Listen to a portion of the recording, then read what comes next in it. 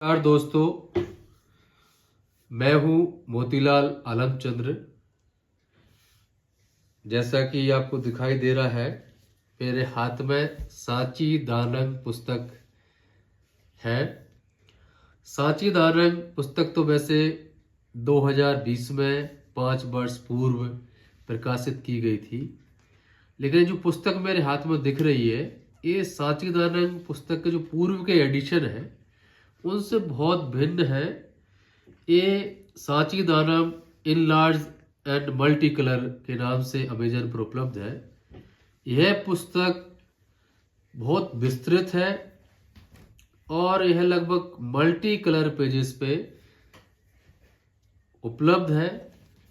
इसकी जो पृष्ठ संख्या है वो 740 है। विगत के जो एडिशंस थे वो हमारे मात्र 150 पेज के थे। इस पुस्तक में जो शिलालेख है वो मल्टी कलर में चित्र सहित दिए गए हैं।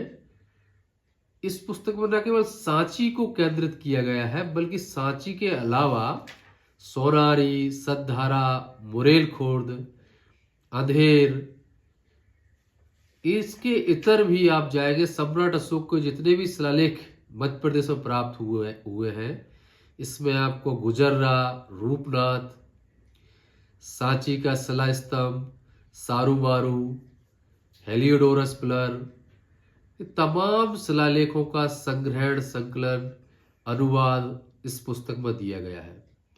इसके अलावा सुप्री जिले के चुरेल छाछ में धमलिपि का जो शिलालेख प्राप्त हुआ है, उस शिलालेख को भी इस पुस्तक में संकलित किया गया है और उसका ट्रांसलेशन शायद पहली बार आपको पढ़ने को मिलेगा। वो चुरेल छाछ इंस्क्रिप्शन राष्ट्रीय माधव उद्यान नेशनल पार्क जो है सुप्री जिले में मध्य प्रदेश राज्य में स्थित है, वहां पर एक शिलालेख प्राप्त हुआ। इस शिलालेख का संकलन भी इस पुस्तक में हमने किया है। यह पुस्तक एक्चुअली ये ऐतिहासिक दस्तावेज है और एक ऐसा दस्तावेज मैं कहूंगा कि जो जब जेम्स प्रिंसेप साहब ने धम्मलिपि को पढ़कर और उसका अनुवाद, उसका ट्रांसलेशन, ट्रांसक्रिप्शन हमारे समक्ष रखा, मानव जाति के समक्ष रखा, उसके बाद इतना बृहद तौर पर इन शिलालेखों पर अध्ययन नहीं हुआ और इतने गहराई से इन शिलालेखों पर पड़ताल नहीं की गई। मौके पर जितने शिलालेख पूर्व में इकट्ठे किए गए, उनसे कहीं ज्यादा शिलालेख, बारीक से बारीक शिलालेख तो सांची के स्तूप की वेदिकाओं पर दर्ज है, वो समस्त शिलालेखों में अंकित किया गया है।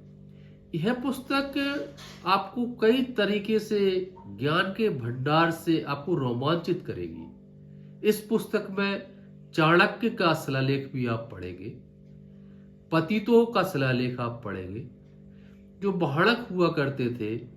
इसमें अनुराधा भाणक है, सैलकस है, कई जो बुद्धिजीवी वर्ग था, जो लेखक थे, जो लिपिकार थे, उनका विस्तृत अध्ययन आपको देखने को मिलेगा।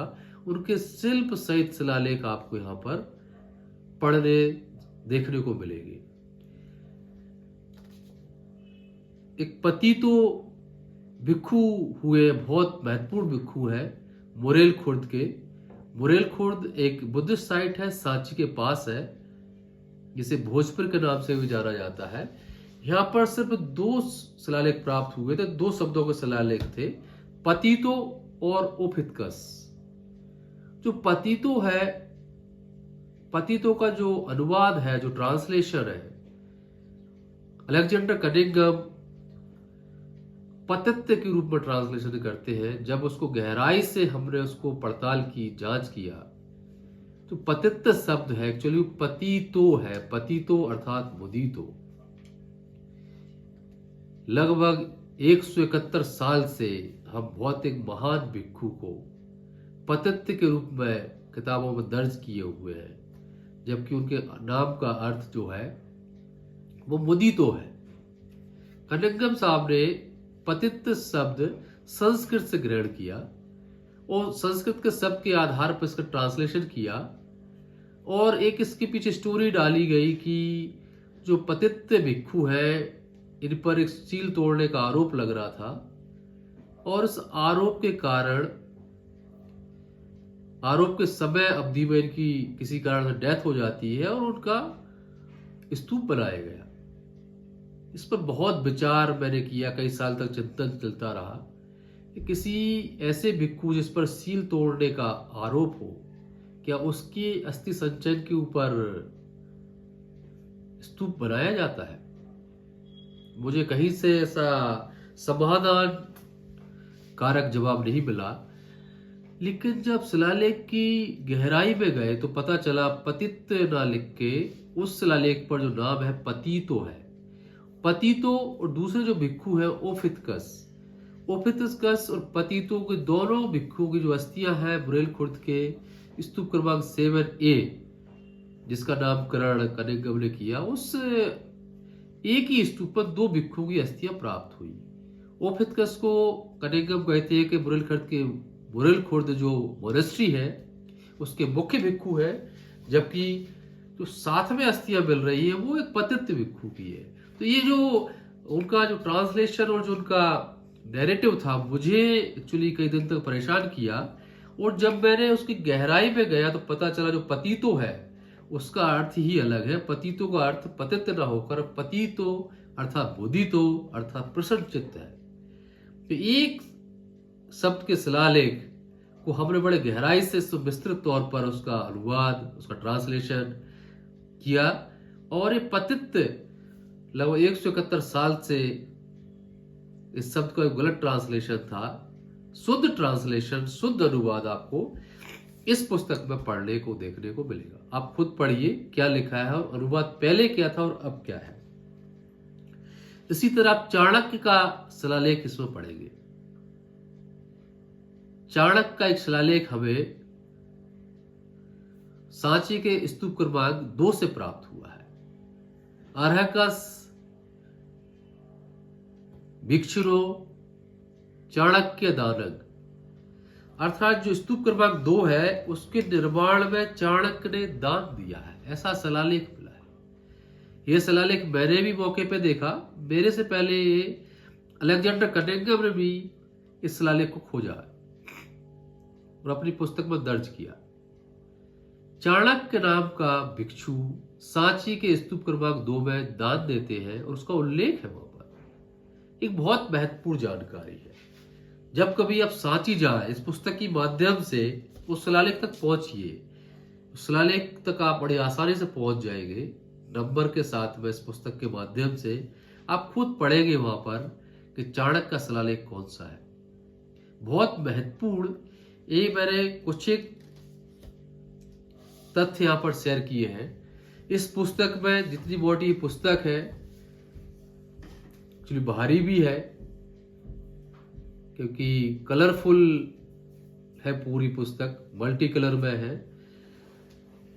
लगभग 1.25 किलो वजन है इस पुस्तक का, और बहुत ऐतिहासिक और आपकी लाइब्रेरी के लिए, आपकी बौद्धिक विरासत के लिए, आपके पुरखों की विरासत को सहेजने के लिए यह पुस्तक बहुत अनिवार्य है। आप लोग इस पुस्तक को खरीदेंगे और मैं आपसे अपेक्षा रखता हूं इस पुस्तक को खरीदकर, इसको पढ़कर इस पर प्रतिक्रिया जरूर दें। ये लगभग मुझे 9 महीने इस पुस्तक को एडिटिंग करने में लगे। जो मटेरियल मेरा संग्रहण लगभग विगत 7 वर्ष से चल रहा था, एडिटिंग करने में मुझे लगभग 9 माह लगे। और 9 माह के बाद ये पुस्तक के स्वरूप में मेरे सामने है। जो विगत के जो एडिशन थे ये बहुत शॉर्ट एडिशन थे, 150 पेजेस के थे। ये 744 पेज का है। यह एडिशन विगत के एडिशन से एकदम भिन्न है। इसमें बहुत सा एडिशन है और बहुत से नए शिलालेख जोड़े गए हैं। सांची से ही बहुत से नए शिलालेख जोड़े गए हैं, आसपास के शिलालेख लिए गए हैं, तो बहुत से नए चैप्टर भी इसमें जोड़े गए हैं। मैं आपको ये विश्वास दिलाता हूं कि इस पुस्तक को पढ़ने के बाद आप पर नई ऊर्जा आएगी, नई स्फूर्ति आप महसूस करेंगे। आप अपने पुरखों के और नजदीक पाएंगे। आप अपने पुरखों के जितने स्थान दर्ज मिलते हैं, चाहे उज्जैन हो, कदवाया हो, तूमैन हो, मधुबनी हो, पैठन हो, कोई सा भी स्थान हो, जसोगांव हो, इन स्थानों के आसपास आप अपना आशियाना खोज पाएंगे। अपने आप को जहाँ भी रह रहे हैं वहाँ अपने आप को कनेक्ट कर पाएंगे।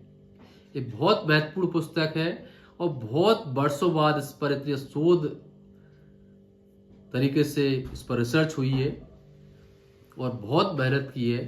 मैं चाहूँगा इस पुस्तक को पढ़कर आप इस पर प्रतिक्रिया जरूर दें, और जिस तरह से साचीदाना के विगत एडिशन को आपने जो प्यार दिया था, उसी भांति इस पुस्तक को भी प्यार मिलेगा। और यह पुस्तक अब उपलब्ध है, आप अमेजन पे आइए और ऑर्डर करिए। जो पुराने हमारे पाठक हैं वो पब्लिकेशन WP पब्लिकेशन भोपाल का है, तो WP पब्लिकेशन से आप सीधा संपर्क कर सकते हैं और ये पुस्तक बुला सकते हैं। बहुत बहुत साधुवाद। दोबारा मिलेंगे, बहुत सी स्टोरीज पर हम चर्चा करते रहेंगे। इसी तरह अन्य तथ्यों पर चर्चा होगी। धन्यवाद।